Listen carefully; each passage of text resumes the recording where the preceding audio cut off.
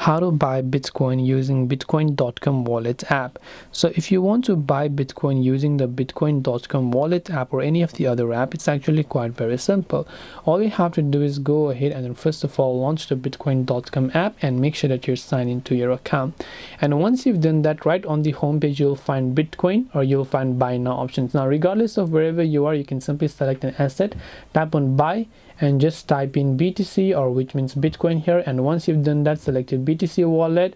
Then once you've done that, you simply need to scan or whatever else it asks you to do, enter the amount that you want to buy.